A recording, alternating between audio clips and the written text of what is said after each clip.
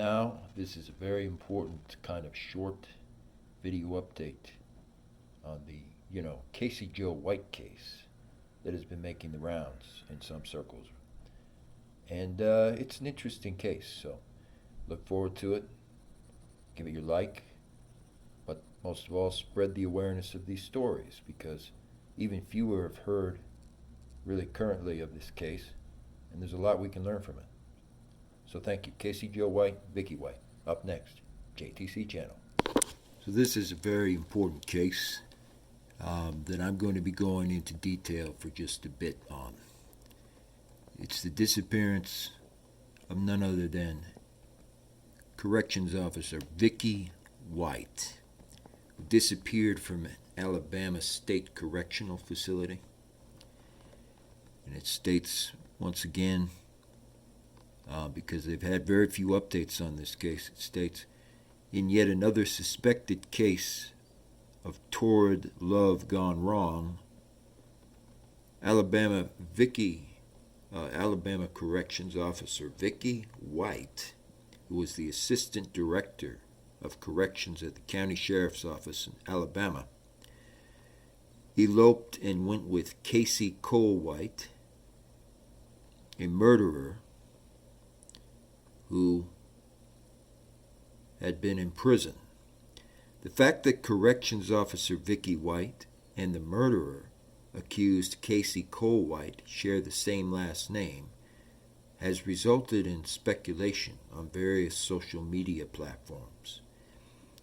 It is learned that the corrections officer took the prisoner out of jail, stating that she was taking him to the official courthouse, but then she needed to go for a medical evaluation owing to her poor health. Now, this explanation does not jive with the facts based upon what I've been able to ascertain from this situation overall, because there are certain issues with the demeanor of Vicki White that do not equate to somebody who was just coming along for the ride. And namely the fact that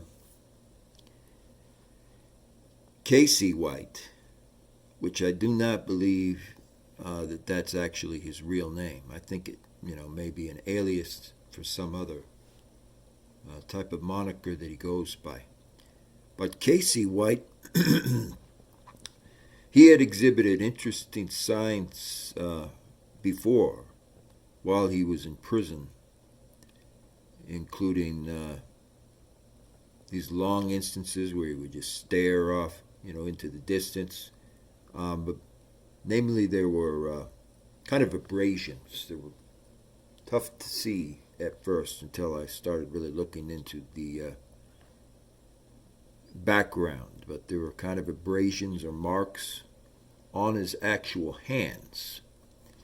And what that indicated to my understanding of things was, at first I thought, well, maybe he was working in a very rough area before he finally got docked and booked into the docket system for the Alabama Corrections Prison of Alabama, But later on, I started realizing that the kind of abrasions or marks on his hands that are actually fairly easy to spot if you kind of zoom in and look very closely at Casey White's demeanor and then look at his hands themselves.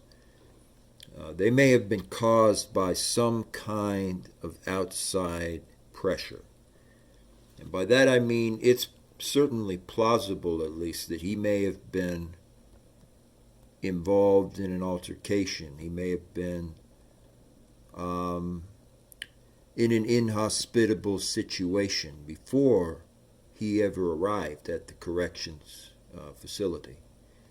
And you could read into that how you like, I suppose, at this point, because a lot of the facts from the original report and from the arrest report just are not jiving with the reality. It just seems like certain things in the report were sanitized.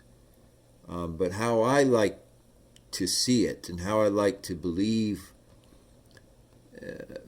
by still presuming the best in people on the part of the staff at the corrections office and the corrections facility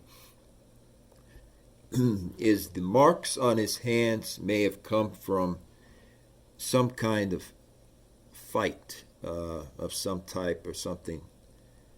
But in any case, it's very clear that he was involved in some type of altercation, perhaps, or some kind of rough scenario that we are not being told about. And it discusses the fact that a report published by the New York Post states that Casey Cole White, age 38, is a dangerous criminal and repeat offender. So he's someone who has been engaged in these activities before, is really what they're trying to underline here. And because of that, we have to suspect and err on the side of caution and presume that Casey Cole White has perhaps gone on the lam before as well. That means, conducted this type of escape, conducted this type of scenario in the past in some kind of fashion. And whether that be through perhaps leaving the correctional facility or even leaving the companionship of someone else in his life, and taking some of the property that he claimed belonged to him, but in most cases, would have belonged to the other party. I am just pointing out we have to presume that Casey White, as far as the record is concerned on Casey White, he has not at all been forthcoming on his history. And so when we consider these factors, and I've had to start really kind of looking at this a little closer to start digging this out and truly considering these factors, then that would mean this type of song and dance has happened before. And so when looking at this and I read then the passages that come after, certain things start to add up again to me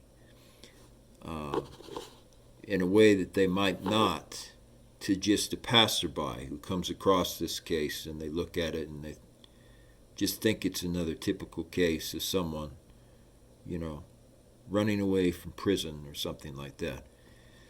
So it states, at the same time that the staff in the sheriff's office were smelling foul play in the whole situation, since Vicki White had an unblemished record, he started suspecting something else. The corrections officer was in the department for 2 decades. Her co-workers are concerned about Vicki White's safety. And U.S. Marshal's Office has offered a $10,000 reward for information on the missing corrections officer. A Twitter user stated that Vicki White, who was the AD of Corrections for Lauderdale County, and Casey Cole White, the repeat offender and murderer, may not be related, but their shared last name was the starting point for a conversation for the two of them. Basic psychology. A man charged with capital murder and a deputy transporting him to court are both missing. So, and I don't want to get into that too much of what the sheriff's office may have known or what he may not have known.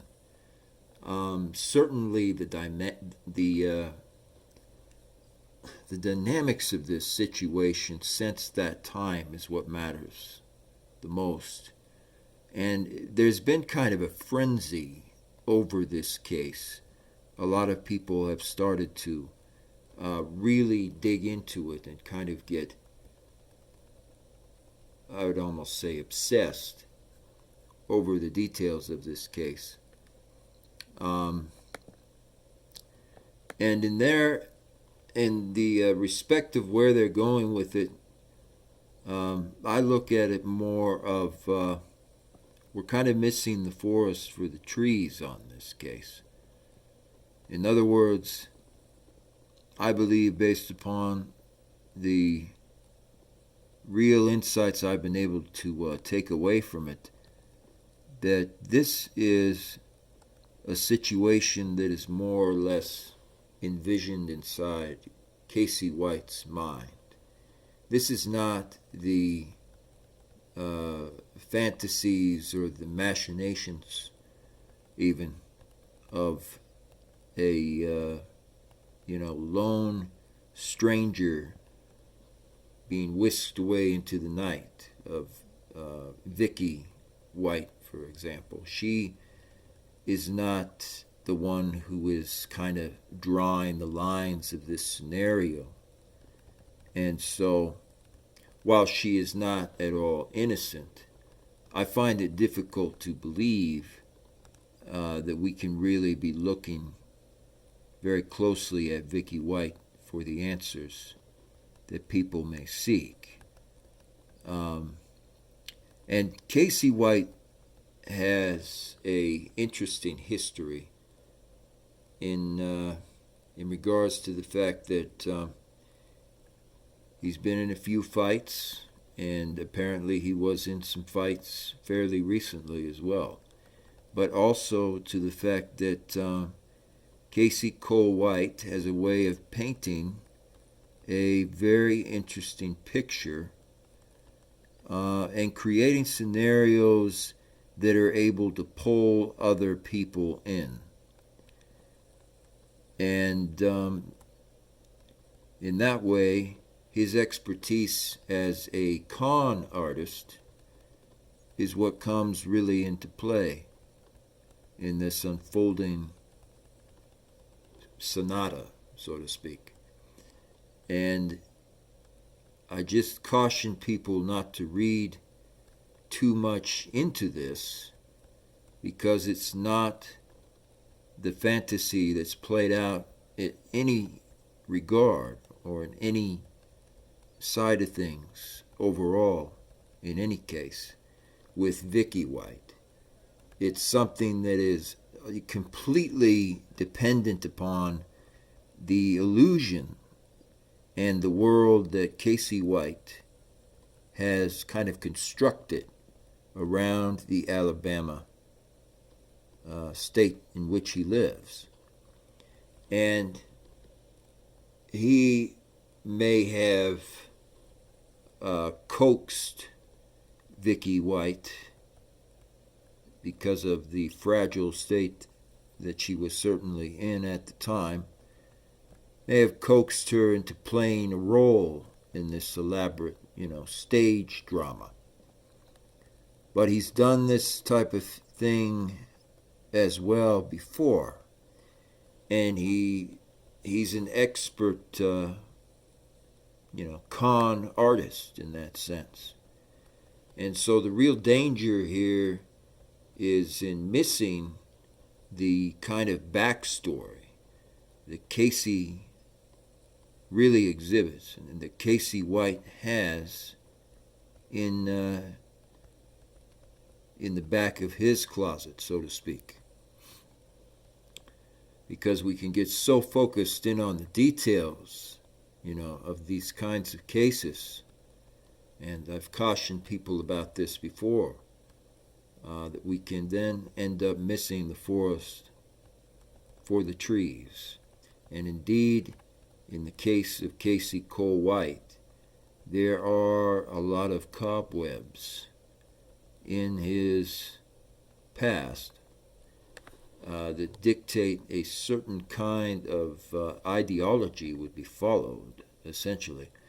And the more and more that I've looked into it and just started to peel back the onion, the more, you know, the more caution I implore people to take when it concerns these things, because we truly do not know the circumstances ultimately of the Alabama prison complex. We don't know the circumstances of the people who have endeavored to work there for as long as they have.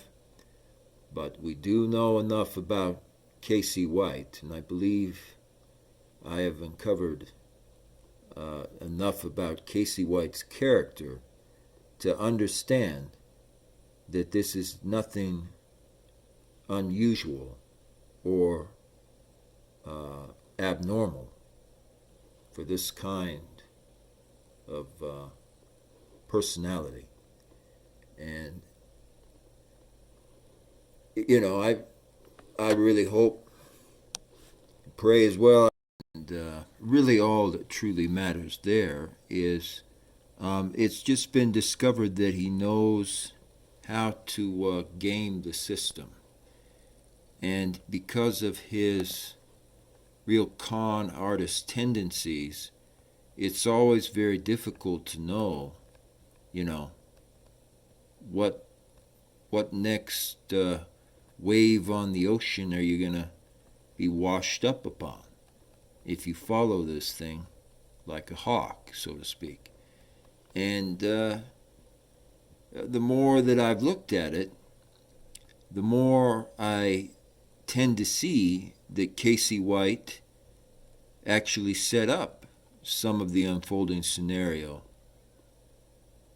on his own to be able to escape and to be able to get back out into the world to start the circuit all over again and begin his con artist's craft from scratch, essentially starting over. It's something all of us wish we could do at certain points. That whole phrase that people take for granted sometimes. To start over. Starting over. But in the case of Casey Cole White in specific, it means a lot more than the word, a lot more than any of the words sound, to be exact. And in the case of Casey Cole White, he's not trying to be found. He already indeed was found. He only desires to be seen once again for what he is, in essence, by the public at large. And the way that he's acted essentially confirms that fact to no end, because to this very date, we still don't see a single sign of Casey White anywhere on social media. But we do see thousands and thousands of messages and repeating mantras, all pointing to Vicki White, of course, and echoing her serenade. So in a way, Casey Cole White has already gotten what he was after and gotten the vision that he wanted all along. Thank you again. Be sure to like and spread the word on this case, and also comment when you are able. This case needs to get out to the general public, and we need to get a lot more eyes on this case to see certain key issues here that people are not looking at. Thank you.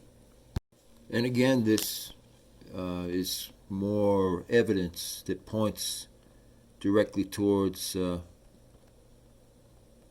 my original theory on certain key things, but it's very important to highlight. And so here is more information on Casey Cole White from the year 2015, when he first did this same kind of criminal act. And it was repeated, though, of course, in a much earlier time, and not in central Alabama. An Athens man is now in custody following a crime spree through North Alabama and the South Tennessee part of the state on Tuesday night that included a home invasion, 2 carjackings, and multiple shootings that left a dog dead and a nearby woman injured. Casey Cole White, age 32, was booked into the Limestone County prison on 2 counts of first-degree burglary, 1 count of first-degree robbery, and 1 count of first-degree felony theft, with additional charges pending. He faces charges of attempted first-degree murder, attempted carjacking, and theft in Giles County, Tennessee. Casey White's alleged crimes began at 10:15 p.m. on Tuesday when he went to his ex-girlfriend's house in the 22,000 block of Smith Road, armed with 2 handguns and a weapon, according to Stephen Young, the spokesperson for the Limestone County Sheriff. The woman fled to a neighbor's house, but Casey White went into her home and aimed his guns at the 2 men inside. The men jumped through a nearby window and ran next door, but the 911 caller told police the 2 children were at home and had never seen anything. White fired multiple gunshots into the home and killed the family's dog. Now, I believe the dog was a golden retriever. I'm going to have to check into that further, but I believe it was, in fact, a golden retriever. And it kind of points to the state of mind of Casey White, that he could do something as spur of the moment as this, without any thought to the consequences of these actions, that he could just, leap into the house and take shots at multiple people and then also kill their dog, really speaks to the state of mind of who Casey White is, essentially. And that's one of the most important points. A little over an hour later, Young stated that police got a second 911 call from a man in the 19,000 block of Looney Road, stating White had gone to his house demanding more money. When the victim told him he did not have any money, Casey White took the keys and stole the Ford Explorer. White resurfaced 30 minutes later at the Tennessee Welcome Center on Interstate 65, Giles County, where he tried to carjack the male driver of an 18-wheeler truck. The offender jumped into his 18-wheeler truck, holding a gun in each hand, stating to the victim that you need to drive me to the Giles, that you just need to drive me out of here, the Giles County Sheriff reported. The truck driver retreated into the vehicle with its sleeper compartment thereafter. At that point, the truck driver stated that he heard multiple gunshots. Authorities said that this is when White approached a woman sitting in the car next door, and when she refused to open the car door, that is when he shot into her car, striking her multiple times. The woman was taken to Vanderbilt University Hospital. After failing to steal the car, Casey White fled on foot. As deputies were responding to the shooting, they received word that a man had been robbed at gunpoint of his white Lincoln MKZ at the Pilot Travel Center.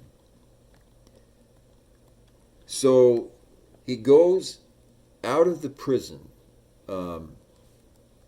because he had been in prison before, essentially, and he steals a car. And then after he steals a car, he shoots multiple shots at least 2 to 3 victims in the area. And he loses the car, and then he ends up, what you would think he would do is he would go to a hotel, he would retreat away from the scene, but instead what White does is he instead opts to steal the Lexus XRZ down the road and steals another car. Then he goes off in a stolen car again to another road, at least 5 or more miles away. And then you would expect that surely Casey White would retreat to a safe location. He would go to a hotel, or he would go to a truck company, or some kind of rest stop area where they don't frequent and they don't travel, because there's no hitchhikers at that time of day, and certainly they don't have anything happening at night. But he doesn't do that. Instead, Casey White then finds another car, and he cons someone out of their, keys to their car there, and he speeds off yet again to a different part of Alabama. And the point of bringing this up is the MO is not unusual because it's been used multiple times with the same crime and the same circumstances of the crime scene before. True, it was different in 2015, but nonetheless we can see that the same man still exists. And so this gives a very, I would say, helpful snapshot into who Casey White is and what type of person you're truly dealing with.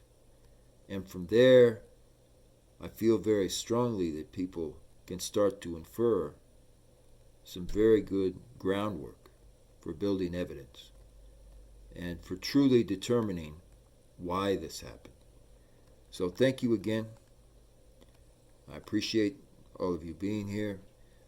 Be sure to keep getting this story out there further, because there's not that many who have heard the news of what's gone on with this inmate abduction, or if you want to just call it disappearance, and the interesting story that it carries with it. Thank you again, and please continue to spread the word. A little more here. Central Alabama.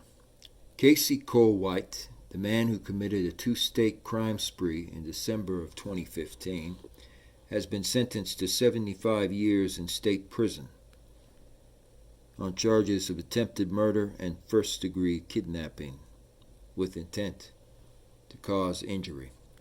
A Limestone County grand jury indicted White and found him guilty on 9 charges, including trying to kill his ex-girlfriend and kidnapping her 2 roommates as well.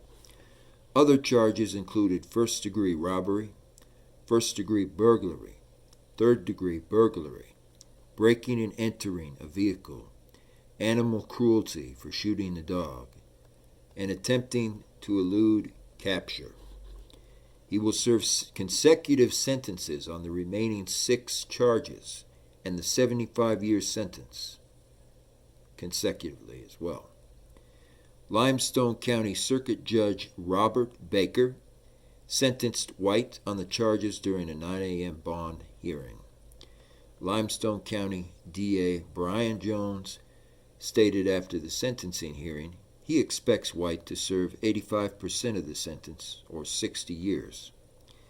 It was a violent offense with a deadly weapon, and he had a prior history of felony domestic violence. We hope this makes it clear that Limestone County is not going to tolerate this behavior. White had gone to his former girlfriend's home and fired multiple shots at her, but somehow missed. He successfully shot the dog. Investigator Leslie Ramsey testified during the trial that during the interview of White, she asked if he had any regrets at all. And she said White told her his only regret was not killing his ex-girlfriend. White will be sent to Tennessee to face trial on charges of attempted murder and 2 counts of additional attempted aggravated carjacking related to this crime spree. Any sentencing in Tennessee will be all served after White's sentence in Alabama is served. So in other words, what it confirms is White already had a plan in motion.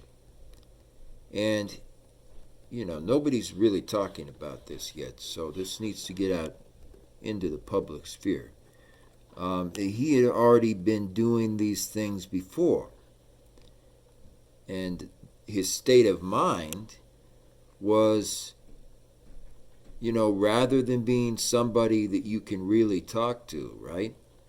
This was someone that would not take no for an answer, that would rather than pause to meet somebody and talk to them, or to slow down, for example, and talk to the investigators or anything like such. He would instead run to another car. And when that car was essentially stolen, he would break out and predictably fire 2 shots or something at one of the passerbys and break into another car and then steal that one. And when his ex-girlfriend had left, he would predictably, rather than go to, a secure location or go to a store to get some sort of help and so forth, he would just run a few blocks away and break into another car and then take that one and repeat the same pattern. And from that we can see and especially diagnose that the situation with Miss Vicki White was foreseen all the way back in the year 2019, because he had done the kind of repeated pattern here. And the repeated pattern happened at least twice in 2018 as well. So it indicates that he's no stranger to conning people kind of out of their time and taking everything they own, essentially. And also, when things are not going the direction he needs them to go, stealing other people's cars and similar things. And that says a lot about Casey White, the individual, that this history has over time built up a predictable pattern. So it wouldn't be the first time that he ran off with someone else's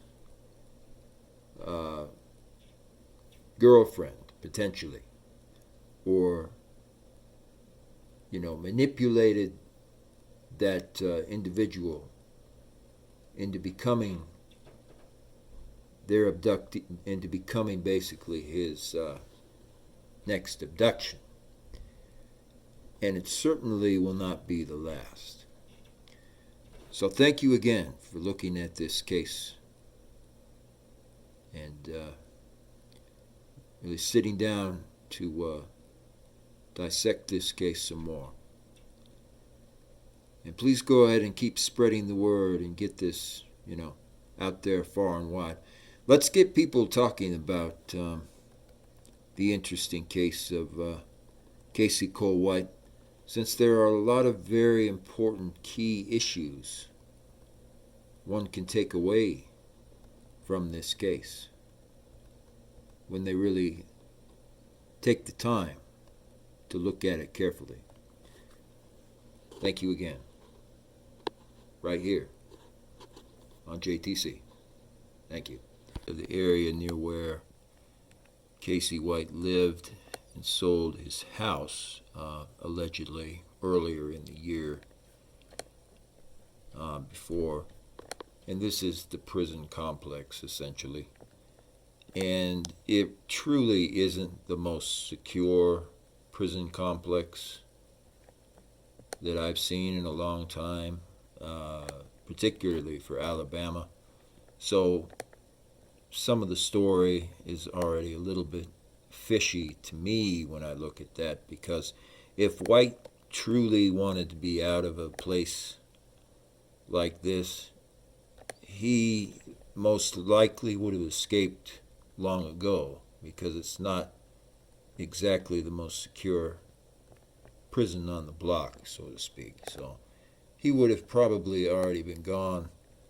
So it seems like he was very pleased with where he was overall, and there was another reason for this escape, which takes me back to kind of the part that I've touched upon with Casey White having a long history of various con artist scams and games and things like that.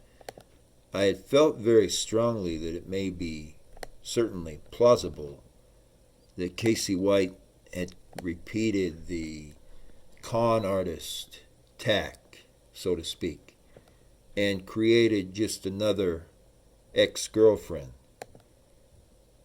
in the form of a corrections officer this time, who he could play out the fantasy of the master con artist with, essentially.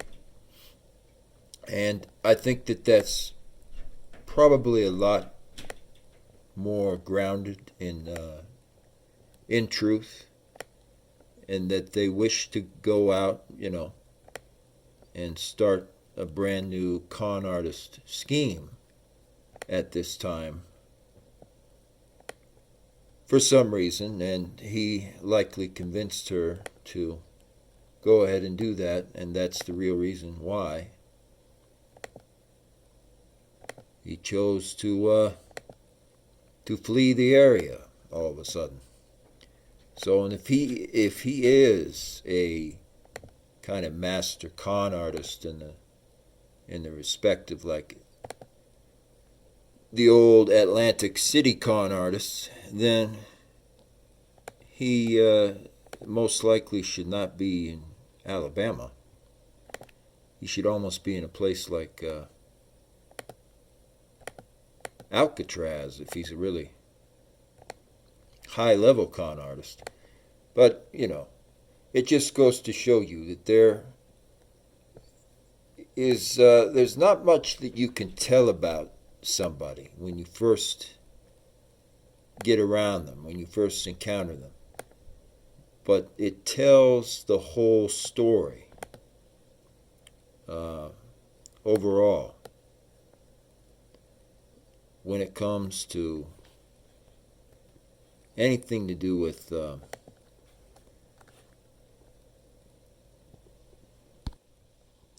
when it comes to anything to do with their background and history. No question.